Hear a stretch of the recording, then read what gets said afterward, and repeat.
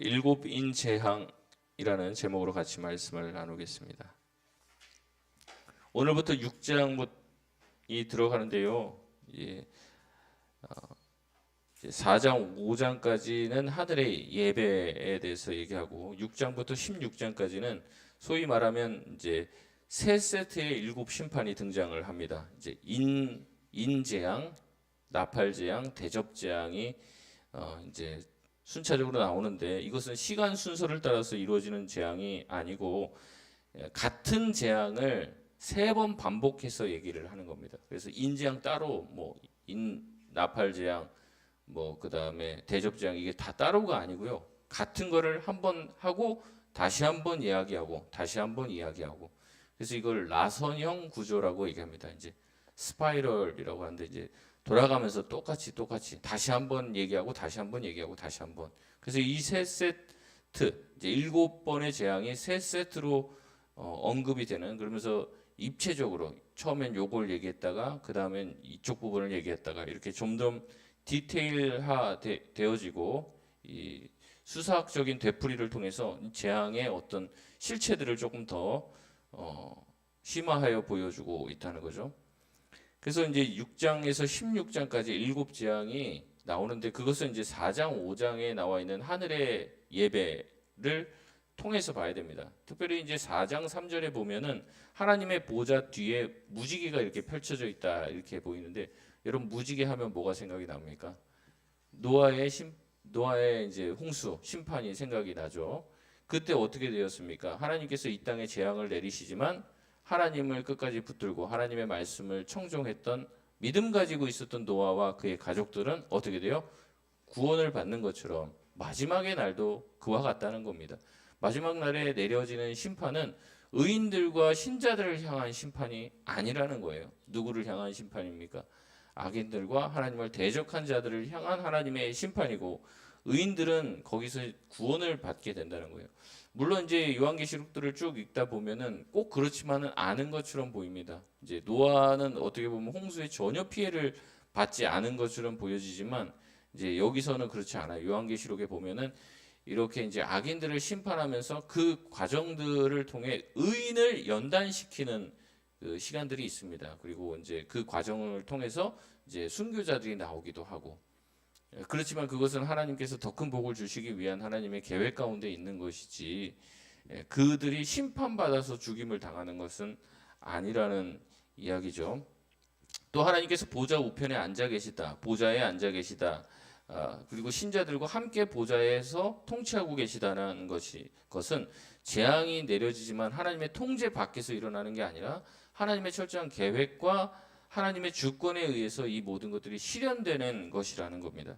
그래서 우리가 6장부터 이제 오늘부터 시작되는 심판을 읽으면서 이게 하나님의 주권과 뜻에 의해서 실현되는 것이지 신자들과 상관없이 하나님이 어떻게 주체하지 못해서 이 모든 것들이 막 정신없이 막 진행되는 건 아니다라는 것을 여러분 기억하시면서 이 재앙이 저와 여러분한테 이제 두려움이 아니라 오히려 구원의 기쁜 소식이 되어지고 또 어떻게 보면 하나님을 대적했던 자들에게 하나님이 최후의 심판을 아주 무섭게 내리신다는 것을 여러분이 이제 그걸 전제하고 이제 이 말씀을 보시면 좋을 것 같습니다. 본문을 한번 살펴보겠습니다. 오늘은 이제 인재앙이 나오는데 이 인재앙이 7개가 진행이 된단 말이죠. 근데 7개를 다 얘기하지 않습니다. 오늘은 이제 6개를 얘기하고요. 또 7번째는 뒤에 한참 뒤에 나와요. 한참 뒤에. 이제 8장으로 가야지 7번째 재앙이 나옵니다. 그래서 왜 그렇게 되어지는지 또 한번 말씀을 드리겠습니다. 이제 그러면 오늘 본문에서는 6개의 재앙이 나오는데 6개 재앙도 세트가 있어요. 앞에 4개가 한 세트입니다. 그리고 이제 5번째, 6번째는 다 제각각입니다.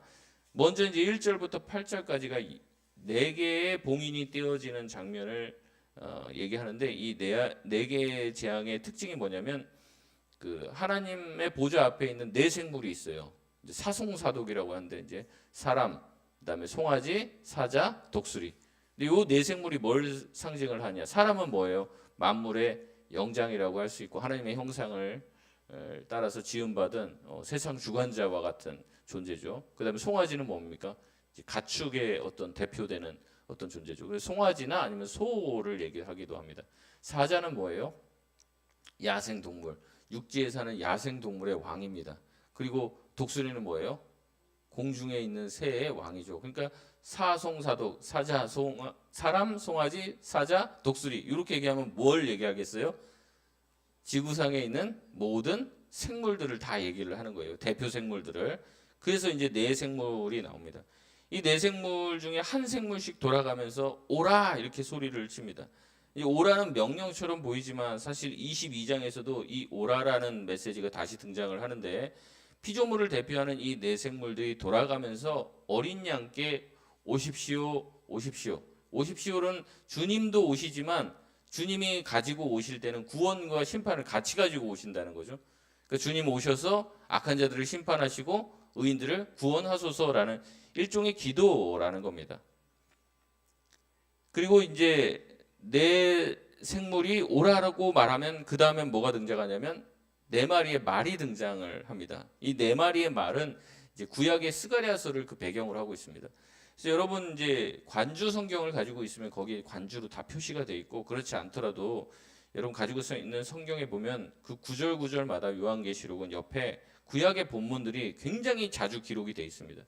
그러니까 여기 보면 이게 도대체 뭐야? 이게 도대체 뭐야? 뭐 여기 나와 있는 게 무슨 핵무기 아니야? 뭐 이렇게 하면은 이제 성경을 정말 이상하게 해석을 하는 거고 그게 아니라 옆에 구약에 있는 예언들을 인용을 하는 거예요. 구약을 모르면은 사실은 이 계시록을 이제 이해하기가 굉장히 어려워요. 근데 우리 구약 잘 모르잖아요. 그러니까 이제 이게 뭐 이거 뭐지 막 이렇게 하는 거죠. 네 마리의 말이 등장하고 이 네 마리의 말은 구약의 스가랴서의 예언을 배경으로 하고 있습니다. 그리고 네 마리의 말에는 또 말을 탄 자들이 있습니다. 이것 또한 이제 스가랴서의 배경인데요. 말 탄 자들이 땅을 정탐하고 하나님의 백성을 억압하는 이방 나라를 심판하는 자로 이제 스가랴에서 등장을 합니다. 그러니까 이제 스가랴서면 이제 소선지서 뒤쪽인데 이제 하나님께서 이스라엘 백성들이 하나님이 기뻐하시지 않는 우상 숭배를 계속하니까 하나님이 이방 나라를 도구로 들어서 이스라엘을 이제 치시잖아요. 그래갖고 이스라엘이 다 깨지잖아요. 북이스라엘은 아수르한테 멸망하고 남유다는 바벨론에게 멸망을 한단 말이죠. 근데 하나님께서 이제 선지서를 통해서 또 얘기하시는 거예요. 내가 이스라엘을 심판하기 위해서 너희를 도구로 썼는데 하나님이 정해 놓으신 그 벌의 수준이 있는 거죠.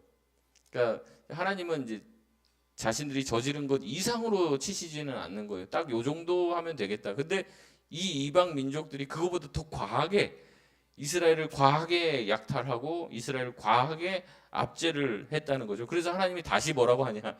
너희 이방들 나라들 또한 너희들의 교만으로 인해서 너희를 칠 것이라고 얘기를 하신다는 거죠. 내가 너희를 심판의 도구로 썼지만 너희들 너무 과해. 너희들도 내가 반드시 심판할 거야. 그 얘기를 하는 게 스가랴의 내용이에요. 그 내용을 또 다시 인용을 한다는 거죠. 그러니까 이스라엘 백성을 괴롭히는 이방 나라에 대한 심판, 그 이미지를 차용해 온다는 거죠. 그 정도로 정리하고 한번 인재판에 대해서 한번 보겠습니다. 인재앙에 대해서 1절, 2절은 첫째 인에 관한 내용입니다. 첫째 인을 떼자 네 생물 중 하나가 오라고 얘기한다고 했죠. 2절에 흰말을 탄 자가 있는데 흰말이 있고 그 말을 탄 자가 활을 가졌다. 근데 이 사람이 머리에 면류관을 받고 나아가서 싸워서 이기려고 하고 또 이기려고 했다라고 말을 합니다. 이제 활을 든 사람, 어떻게 보면 활을 쏜다는 거, 말을 타고 활을 쏜다는 것은 굉장히 어려운 일이거든요. 그래서 우리나라 뭐 예전에 고구려 벽화에 말 타고 뒤로 돌아가고 막 그걸 쏘는 그 장면을 보면서 우리나라가 뭐 옛날부터 활의 민족이었다 뭐 그렇게 얘기하는데 보통 어려운 게 아니라고 얘기를 해요. 근데 이제 그거를 하면서 전쟁을 승리로 이끌 수 있는 사람이 등장을 합니다. 이 말탄자가 하는 게 뭐라고 했어요? 이제 악한 사람들을 또 이제 신자들을 괴롭히는 핍박하는 그런 사람들을 공격하는 심판하는 그런 사람이라고 얘기했죠. 네, 그래서 이 사람들이 전쟁을 통해서 악한 자들을 제압하고 승리를 가져다 주는 그런 존재로 등장을 합니다. 3절, 4절은 둘째 인을 떼시죠. 역시 둘째 식물이 이제는 오라고 말을 합니다. 4절에 붉은 말이 등장하고 말탄자는 화평을 제하고 서로 죽이게 하려고 하늘로부터 큰 칼을 받습니다. 붉은 말 하면 뭐가 생각이 납니까? 피가 생각이 나죠. 말탄자는 큰 칼로 화평을 제하고 서로 죽이게 합니다. 결국에 이제 말세 때 나라와 나라가 대적하게 되고 악한 자들이 악한 자들을 공격하는 일들이 이루어지면서 온 세상이 화평이 없어지고 피조 세계에 하나님이 주셨던 평화가 깨지게 되는 날이 오는데, 이제 하나님과 선한 사람의 손을 빌리지 않고 악한 자들이 자기들끼리 소위 말하는 자중질환이 일어나서 망하게 될 것이라는 얘기죠. 5절 6절은 셋째 인에 대한 내용입니다. 셋째 인을 떼자 셋째 생물이 오라라고 얘기를 하죠. 옵니다. 검은 말을 타고 말탄자가 오는데 이 말탄자는 저울을 가졌습니다. 6절에 네 생물 사이에서 소리가 나는데 한 데나리온은 밀 한 대, 한 데나리온의 보리 석대로다. 감람류와 포도주는 해치지 말라, 이렇게 얘기를 하죠. 이제 한 데나리온은 노동자 하루의 품삯이고 밀 한 대는 하루의 식량입니다. 그러니까 하루 일해서 하루를 먹어요. 그러면 이제 하루 일을 못하면 어떡합니까? 이제 완전 굶게 되는 거죠. 그러니까 이 말이 무슨 말을 하고 있냐면, 이제 실제로도 이제 요 당시 이제 요한이 이것을 기록할 당시에 비교해 보면 로마 제국의 평균 물가의 8배의 인플레가 일어나는 거예요. 그래서 뭐 예전에 터키 뭐 베네수엘라 이런 데 가면 뭐 돈 왕창 싸들고 갔는데 빵 한 조각 주고 뭐 그런 거 나오잖아요. 인플레가 하도 심해지니까. 이제 기근으로 인해서 물가가 폭등한 상황을 얘기를 하는 겁니다. 이제 이 재앙이, 그래서 사람들이 경제적 압박들, 자기가 모아놨던 돈과 재물들이 아무짝에도 쓸모없는 때가 온다는 것이죠. 7절 8절은 넷째 인입니다. 넷째 인을 떼자 네 번째 생물이 오라고 얘기하죠. 8절에 이 말은 청황색 말이고 그 탄자의 이름은 사망이라고 얘기하고 사망 뒤에는 음부가 따르고 있다고 얘기합니다. 구약에서 사망은 항상 혼자 등장하지 않아요. 사망과 음부, 음부와 사망이 항상 짝으로 붙어 다니고 있습니다. 이 사망이라고 하는 자는 하늘로부터 땅의 4분의 1을 권세를 받습니다. 그리고 이 땅에 사망과 죽음을 가지고 오는데, 이것은 이제 두 가지 의미가 있는데, 하나는 이제 하나님의 심판과 그런 것들이 이제 전 세계적으로 일어나지 않고 하나님이 특정한 곳에 제한적으로 일어난다는 의미이면서, 또 어떻게 보면 땅의 4분의 1이 목숨을 잃게 된다는 것은 적은 수예요, 많은 수예요? 아니, 적은 수예요, 많은 수예요? 이제 많은 수죠, 사실은. 그러니까 제한적이긴 하지만 엄청나게 많은 사람들에게 이런 죽음의 화가 미치게 되는 날이 올 것이라는 거죠. 사망은 검과 흉년과 사망과 땅의 짐승으로부터 죽일 것이다, 이렇게 얘기하는데, 이것 또한 에스겔 14장 21절의 인용의 말씀입니다. 그러면서 이 네 번째 재앙은 사실 앞에 세 재앙을 동시에 요약을 합니다. 요약을 하면 첫째, 둘째는 전쟁에 관한 내용이죠. 그다음에 세 번째는 기근에 관한 물가 폭등에 대한 내용이라는 거죠. 그래서 이 네 재앙들, 7재앙에 대한 모든 것들은 시간 순서상으로 이루어지는 게 아니에요.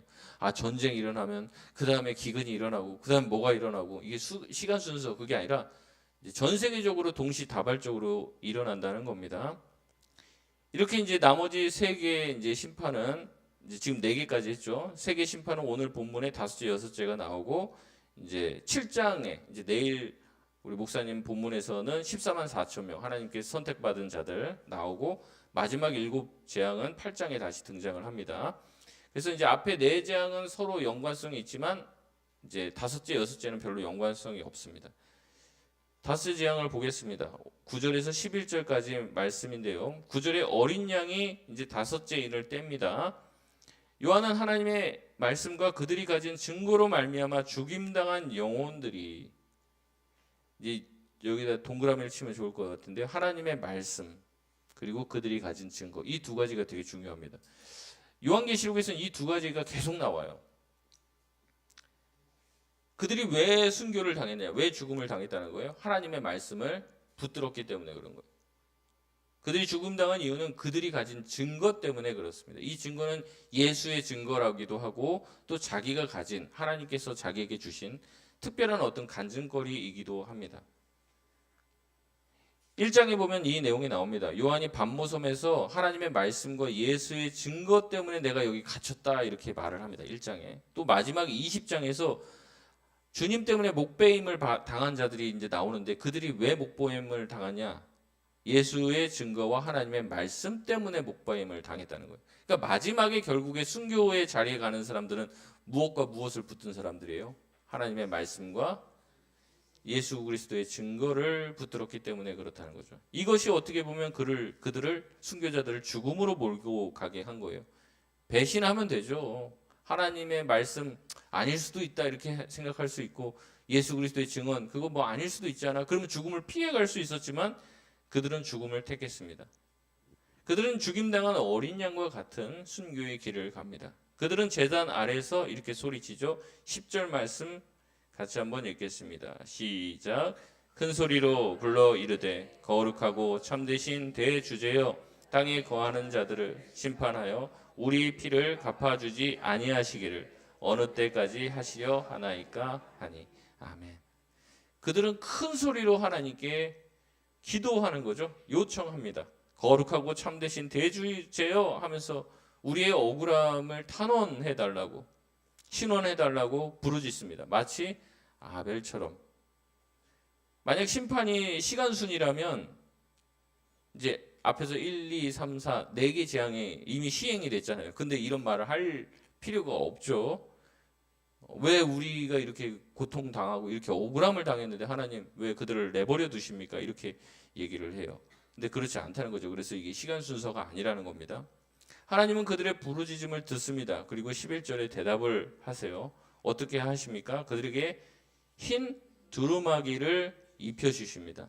이게 두루마리가 아닙니다. 두루마기. 두루마기입니다. 옷을 주시는 거예요. 옷을. 흰 옷을 입히시고 뭐라고 얘기하면 잠시 쉬라 하십니다. 그리고 순교자의 수가 차기까지 잠깐 기다려라 이렇게 말씀하십니다. 흰 옷을 수여받았다는 의미는 무엇이냐면 이제 그들의 삶이 하나님 앞에서 인정받았다라는 의미입니다. 그래서 이제 뭐 대통령이 누군가를 임명하거나 아니면 예전에 뭐 조선시대나 이제 뭐 장원급제를 했다 그러면 어떻게 해요? 앞으로 나오라고 해서 장원급제에 해당되는 옷을 입힌단 말이죠. 왕으로 등극하게 되면 어떻게 합니까? 골룡포를 입혀주는 게 그 사람이 그 자격이 됐다. 이제 사실 이제 저도 목사 안수를 받을 때 이제 목사님들 가운을 입혀주거든요. 이제 그와 비슷한 거예요. 박사가 되면 박사 가운을 입혀주고 모자 씌워주고 뭐 한단 말이죠. 이제 그런 의미입니다. 흰 옷을 하나님께 수여받았다는 것은 그의 인생이 하나님 앞에 인정받았다는 뜻이죠. 그들의 모든 수고를 주님 인정해 주시고 쉼을 허락해 주십니다. 그리고 뭐라고 그들의 기도 하나님 우리 억울해요. 우리의 피를 언제 갚아주시겠습니까? 언제까지 참으시겠습니까? 기도하니까 뭐라고 합니까? 사람의 수가 아직 차지 않았다. 너희의 수가 차기까지 그때까지는 좀 기다려야 된다. 이렇게 아직은 심판이 아니라는 거죠. 이게 끝입니다. 그래서 다섯째 인을 보면은 딱히 재앙이랄 것도 없습니다. 그러나 어떻게 보면 이것도 재앙이라고 할 수 있는 것은 이 모든 재앙의 시작이 어디로부터 나온다는 거예요? 순교자의 기도를 통해서 온다는 거죠. 하나님은 그것을 들으시고 순교자의 수가 차면은 반드시 뭘 수행하겠다는 겁니까? 심판을 하신다는 거죠. 그래서 심판은 기도의 응답이라는 거예요. 12절에서 17절까지는 여섯째 인입니다. 12절에 여섯째 인을 떼자 큰 지진이 나고 해가 검어지고 달이 핏빛이 됩니다. 13절에 하늘의 별들이 땅에 떨어지고 14절에는 하늘이 이상 반응을 하며 산과 섬과 온 땅이 융기와 침하를 반복하는 일들이 일어납니다. 15절 16절도 마찬가지죠. 여섯 번째 재앙은 온 세상과 우주적인 재난이 펼쳐짐을 보여줍니다. 물론 이것도 이제 문자적으로 받아들여서는 안 됩니다. 이 내용도 이사야와 요엘이 마지막 주님의 심판의 날에 이러한 것들이 있을 것이라는 상징적 본문을 인용한 거예요. 인용. 핵심은 무엇입니까? 결국에 하나님을 따르지 않는 자들에게 내려지는 심판은 전 우주적일 것이고 그 다음에 전 지구적일 것이고 피할 수 있는 방법이 하나도 없다는 거죠. 세상의 권세자들 또 모든 잘못을 하고도 피해갈 수 있는 길들을 가지고 있었던 권력자들도 하늘의 보좌에 앉아 계신 분의 진노에서는 피할 길이 없다는 겁니다. 심판의 날에는 아무리 이 세상에 강한 자들이라도 설 수가 없다고 말하죠. 우리가 큐티하면 두 가지를 얘기하는데요. 그래서 결국 하나님은 어떠한 분이신가? 하나님은 악인에게 보응하시고 의인은 구원해 주시는 분이신 줄 믿습니다.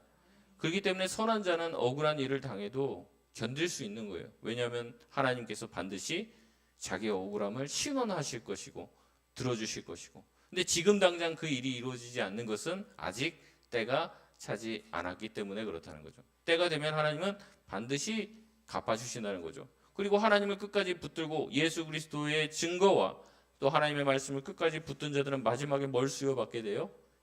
흰 두루마기를 하나님이 입혀주십니다. 그리고 뭐라고요? 쉬라고. 고생 많았다. 쉬어라.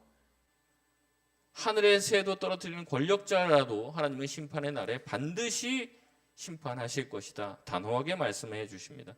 그러면 우리에게 주시는 말씀은 무엇입니까? 우리에게도 그 심판의 날이 도래함을 기억하고 이 세상이 전부가 아님을 기억하고 예수 그리스도의 증거와 하나님의 말씀을 끝까지 붙들어야 할 줄 믿습니다. 세상의 끝날에 이 땅에서의 높은 지위는 아무짝에도 쓸모가 없습니다. 중요한 것은 사람에게 인정받는 것이 아니라 하나님께 인정받고 하나님께 흰 옷을 받는 것이죠. 이 세상에서 별 볼 일 없이 끝난 인생이라도 주님의 품에 안겨 주님께 흰 옷을 수여받고 주님이 우리의 눈물을 닦아주시고 쉬라고 그 쉼을 선물로 받을 수 있다면 이것이 가장 복된 기름을 믿으시길 바랍니다. 말씀을 맺겠습니다. 심판날에 우리가 누가 능히 설 수 있겠습니까? 그러나 설 수 있는 자들이 있어요. 하나님 앞에 당당히 설 수 있는 자들이 있습니다. 예수 그리스도의 증거와 하나님의 말씀을 끝까지 포기하지 않고 붙들고 산 자들입니다. 이들은 그들의 눈물과 또 고난을 보상받게 될 것이고 하나님께 칭찬받게 될 것입니다. 이 사실을 기억하고 오늘도 하늘의 소망을 두고 살아갈 수 있는 저와 여러분 되시길 바랍니다. 우리 이 시간 같이 기도하겠습니다.